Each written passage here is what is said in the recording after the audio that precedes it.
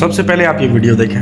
اگر آج دعوت اسلامی کو مائنس کر دیں تو بچتا کیا؟ ہزاروں مسجدیں نکال دیں، 7,500 مدرسے نکال دیں، 1700 جامعۃ المدینہ نکال دیں، 5 لاکھ کے قریب جن کو قرآن سکھایا، 1.5 لاکھ کے قریب جن کو حافظ بنایا، ہزاروں کے قریب جن کو عالم بنایا، یہ سارے اگر مائنس کر دیں۔ لوگ ڈھونڈتے تھے کہ حافظ لاؤ، حافظ دعوت اسلامی نے دی حافظ۔ اگر آج دعوت اسلامی کو مائنس کر دو، بچے ان ملکوں کے اندر ایجوکیشن کی وجہ سے برباد ہو رہے تھے، کس نے دارالمدینہ اسکولنگ سسٹم دیا؟ کس نے بولا گونگے بہرے بچوں کو بھی عالم بنانا، ان کو بھی حافظ بنانا؟ ان کے لیے بکیں بنائی گئی، ان کے لیے سینٹر بنائے گئے، نابینا بچوں کو حافظ بنایا جا رہا ہے، عالم بنایا جا رہا ہے، قرآن سکھایا جا رہا ہے۔ اب سوچو تو صحیح، ان کی برکت سے ہزاروں نہیں لاکھوں کے عقائد اور اعمال کی اصلاح ہوئی، ہزاروں نہیں لاکھوں مرد اور عورتیں نمازی بنے، ہزاروں نہیں لاکھوں کروڑوں لوگ جو ہے وہ سنت کے راستے پہ آئے، ہزاروں نہیں لاکھوں لوگ جہنم کے راستے سے بچ کر جنت کے راستے پہ چلنے لگے، ہزاروں مبلغ مبلغہ معلم معلمہ جنہوں نے بنایا، ہزاروں کے گھروں میں مدنی ماحول پیدا کر دیا، بچوں کو ماں باپ کے ادب کرنے والا بنا دیا، ماں باپ کو بچوں کو کس طرح ٹریٹ کرنا چاہیے یہ بنا دیا۔ اب سوچے تو صحیح، اگر امیر اہل سنت کو مائنس کرتے تو بچتا کیا؟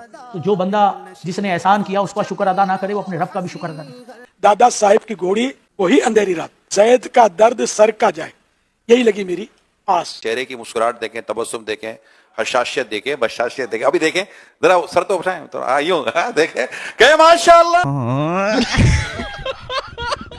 میں آپ کو غوث پاک شیخ عبد القادر جیلانی رحمۃ اللہ علیہ کی ایک کرامت سناتا ہوں۔ بند کرواؤ یار، بند کرو انہیں، بند کرو۔ ایک بزرگ حضرت عبد الملک رحمۃ اللہ علیہ فرماتے ہیں کہ میں حضور غوث پاک کے مدرسے میں بغداد شریف میں حاضر تھا۔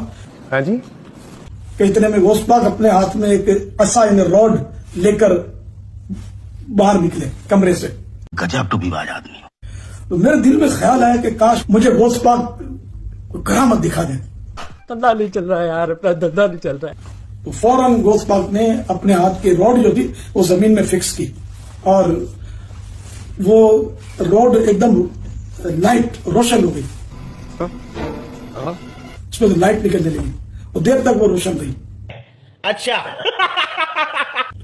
پھر آپ نے وہ روڈ نکال لی اور مجھے دیکھ کر فرمایا بس تم یہی چاہتے تھے نا۔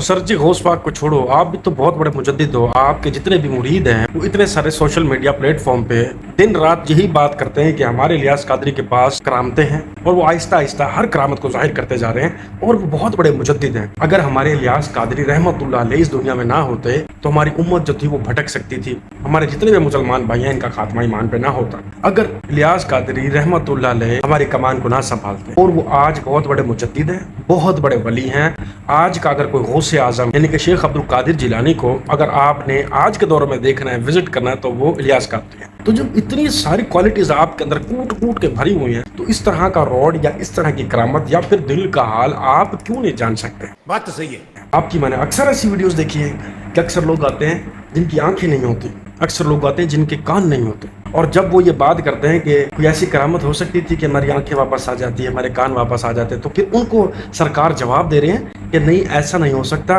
اگر اللہ نے آپ سے آنکھ لی ہے، آپ کے کان لیے، تو اس کے جو ہے متبادل اللہ تعالیٰ آپ کو جنت عطا فرمائیں گے۔ اور اگر ہم آپ کے ماضی میں چاہتے ہیں تو آپ نے اندھوں کو آنکھیں بھی دی ہوئی ہیں، بہروں کو کان بھی دیے ہوئے ہیں، لنگڑوں کو ٹانگیں دی ہوئی ہیں۔ اب آپ کی ساری کرامتیں فیل ہو چکی ہیں، جبکہ اب تو آپ بہت بڑے مجدد بن گئے ہیں۔ پہلے تو چلو صرف ایک پیر تھے بابا الیاس قادری، اور حقیقتاً اگر آج بھی سوشل میڈیا کا دور نہ ہوتا تو اس بندے میں بھی یہ کرامت ضرور ہوتی کہ میں نے بھی اس طرح کے بہت سے روڈ روشن کیے ہوئے ہیں مریدوں کے دل کا حال جان کے۔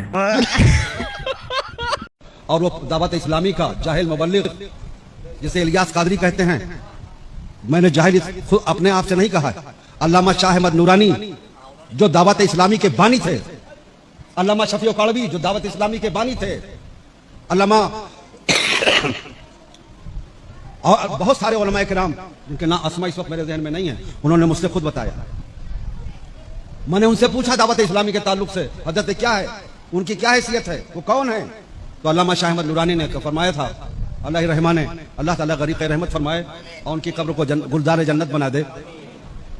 انہوں نے فرمایا کہ ہم تمام سنی علماء نے یہ دیکھا کہ پاکستان میں دعوت وہ جماعت اسلامی کا بڑا زور بڑھتا چلا جا رہا ہے، تو اس زور کو توڑنے کے لیے اور سنیت کو بچانے کے لیے ہم نے دعوت اسلامی کا ہمارا ذہن بنا، تو ہم نے ایک جماعت قائم کی، اور یہ الیاس جو جاہل آدمی تھے، ان کے نام سے سارے علماء کو ایک کتاب مرتب کرنے کا حکم دیا گیا، اور سب کو عنوانات دیے گئے, سب نے عنوانات مرتب کر کے, اور وہ اس کا کیا نام ہے, فیضان سنت نام سے وہ کتاب مرتب کی گئی اور ان کے نام سے اسے چھاپا گیا. اور یہ بڑے بھولے بھالے سیدھے سادے لگتے تھے دیکھنے میں, علماء کے بڑے فرما بردار تھے. اس لیے سوچا گیا کہ ایک نیک سیدھا سادہ آدمی ہے, دین کی تبلیغ کرے گا اور یہ کتاب ہی ہے, اس کے ذریعے سے دین کی خدمت ہوگی, جماعت اسلامی کا زور کچھ تو ٹوٹے گا. علامہ شاہ احمد نورانی علیہ الرحمہ نے بڑے کرب سے مجھ سے فرمایا تھا کہ حضرت جب انہیں دعوت اسلامی کا امیر بنا دیا گیا تو اس شخص نے اس انداز سے اپنا گرگٹ کی طرح رنگ بدلا کہ اپنے تمام متبعین کو جو دعوت اسلامی سے متعلق ہوئے تھے, اس کے ممبر بنے تھے, سب کو تمام پاکستان کے سارے علماء سے متنفر کرنا شروع کیا اور ایسا خوبصورت انداز اپنایا اور یہ ذہن دیا کہ پاکستان میں اگر کسی کی دستبوسی کی جا سکتی ہے, کوئی اس لائق ہے کہ جس کی دستبوسی کی جائے, کوئی اس لائق ہے کہ جس کے ہاتھوں پر بیعت کی جائے, تو وہ صرف اور صرف الیاس قادری ہیں, باقی کوئی اس لائق نہیں. اور یہ ماحول اس طرح بگڑا اس طرح سے کہ ان کا دعوت اسلامی کا ایک گروپ بن گیا, تمام علماء ان سے کٹ گئے, بیزار ہو گئے اور سارے علماء ان پر لعنت ملامت کر رہے ہیں. پاکستان کے علماء کی بات بتا رہا ہوں, جنہوں نے مجھ سے خود بات کی. جامعہ نعیمیہ کا پورا اسٹاف آیا, محدث آئے, علماء آئے, مفتی آئے میرے پاس اور مجھے پوری ڈیٹیل سے بتایا, ان کی پوری روداد علامہ شاہ احمد نورانی مجھے بتا ہی چکے تھے. ان کی جہالت اور بے ادبی کی انتہا میں بتاؤں, بات آ گئی ہے تو سن لیں, میرا ارادہ نہیں تھا, میں تو یہ بولنا بھی نہیں چاہتا تھا, لیکن وہاں چونکہ وہ اس فتنے کا وہ بانی ہے, فتنہ معاویہ کا وہ بانی ہے, اس نے جو ہے, اس لیے بتا رہا ہوں تاکہ آپ اسے پہچان لیں, جان لیں. علامہ اظہری صاحب علیہ الرحمہ نے بلا وجہ کفر کا فتویٰ نہیں دیا تھا. ہندوستان کے جن علماء نے دعوت اسلامی پر کفر کا فتویٰ دیا تھا, بیجا نہیں دیا تھا. نمونے سن لیجئے جس کو میں نے اپنی آنکھوں سے دیکھا. اپنے ایمان پر, اپنے کلیجے پر ہاتھ رکھ کے اپنے ایمان سے پوچھئے کیا یہ حق ہے, کیا یہ ایمان والے کا انداز ہو سکتا ہے. ان کے متبعین اپنے ساتھیوں کو جب انہیں مخاطب کرنا ہوتا ہے تو محمد کہہ کے پکارتے ہیں, محمد کہہ کے پکارتے ہیں, حتیٰ کہ جب انہیں باتھ روم جانا ہوتا ہے تو مدینہ کہتے ہیں. اپنی آنکھوں سے دیکھا ہے میں نے, اپنے کانوں سے سنا ہے, جانا ہے باتھ روم, مدینہ کے الفاظ استعمال کرتے ہیں. غیرت ایمانی کہاں چلی گئی ہے؟ کیا یہ ایمان ہے پین پر مونوگرام مدینہ طیبہ کا گنبد خضرا کا مونوگرام بنا کے 24 گھنٹہ لگا کے رکھنا, نالین شریف کا مونوگرام سینے پر اور پگڑی پر لگا کے رکھنا اور اسی کنڈیشن میں فلیش باتھ روم میں جانا. یہاں تک آپ کو بتاؤں کہ انہوں نے انتہا یہ کر دیا کہ دعوت اسلامی والوں نے قرآن عظیم کتابات کرائی اپنے طور پر, اور قرآن عظیم کے سر ورق پر نالین مصطفیٰ صلی اللہ علیہ وسلم کی تصویر چھاپی. میں نے اپنی آنکھوں سے دیکھا, یقیناً نالین مصطفیٰ کی بڑی عظمت ہے. اس کی عظمت کا ہم اندازہ بھی نہیں کر سکتے, اس کی عظمت پر ہمارے دل و جان و ایمان سب قربان. نالین مصطفیٰ کی عظمت پر, لیکن نالین بہرحال نالین ہے اور قرآن بہرحال قرآن ہے. یہ ہے جی اصلیت آپ کے باپا الیاس قادری رحمت اللہ علیہ سرکار کی, جنہوں نے اس بندے کو اتنی بڑی تاریخ بنا کے دی, جنہوں نے پاکستان میں جس بندے کا نام مشہور کیا, اور یہ اپنے منہ سے خود بتا رہے ہیں کہ یہ اول ترین ایک جاہل انسان تھا. اور اس کے خود منہ کے الفاظ الیاس قادری کے کہ میں چوتھی سے بھاگا ہوں اور میں نے ناظرہ بھی کسی کے پاس نہیں پڑھا, بس میں لوگوں کے بیچ میں بیٹھتا تھا, تو جس طرح وہ کوئی بھی بچہ بڑوں میں بیٹھے تو باتیں سیکھتا ہے, سمجھتا ہے, تو اس کا وہی حال ہے.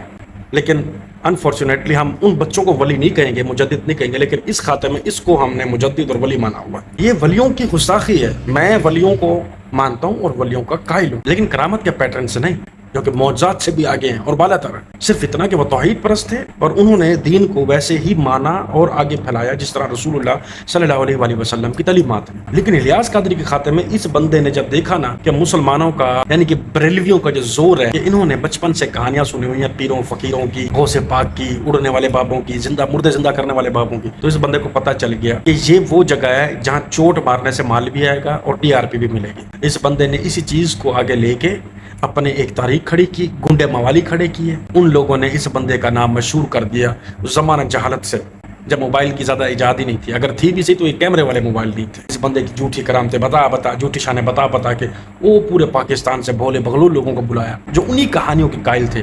تاریخ بڑھتی گئی, TRP بڑھتی رہی, ان سے چندہ لیتے رہے. 10 روپے اس بندے کی جیب میں نہیں ہوتے تھے, اربوں روپے کی آج اس کا بنگلہ ہے, کروڑوں روپے کی گاڑیاں اس بندے کے پاس. کوئی بزنس نہیں ہے, لیکن بس لوگ دے رہے ہیں, یہ کھا رہے ہیں. لوگ اللہ رسول کے نام کا دیتے ہیں, ये माल गनीमत में से खा रहे हैं। तो जो तारीख बनाने वाले थे वो नहीं इस बंदे को बांधते और तुम अपनी जान तक इस पे मारने कुर्बान करने के लिए तैयार बैठे हो। इसलिए कहता हूँ अपनी आंखें खोलो, इस ढकने को खोलो। चलो मैं मानता हूँ कि 20 साल पहले वाले तुम्हारा दिमाग इतना ओपन नहीं था, सोशल मीडिया का दौर नहीं था, वन टच पे हर चीज अवेलेबल नहीं थी, लेकिन अब तो तुम्हारे बड़े भी समझदार हो रहे हैं। तो नौजवान नस्ल से मेरी ये रिक्वेस्ट है, अब अपनी आंखें खोलें, 2 + 2 को 9, 8, 12 नहीं समझें, जो एक्चुअली बनता है वही समझे कि 2 + 2 4 होता है। यानी कि जो दीन नबी अलैहिस्सलाम का नहीं है वो चाहे इलियास कादरी बताए, वो तारिक जमील बताए, तारिक मसूद बताए, इवन इंजीनियर मोहम्मद अली मिर्जा बताए, किसी की बात ना मानो। इवन डॉक्टर जाकिर नाइक भी बताए, मत मानो। आप वो मानो जो कुरान और हदीस की रोशनी के अंदर बिल्कुल ठीक है। किसी भी एक ऐसे फिरके की बात ना मानो जो नबी अलैहिस्सलाम के दीन के बिल्कुल अपोजिट है।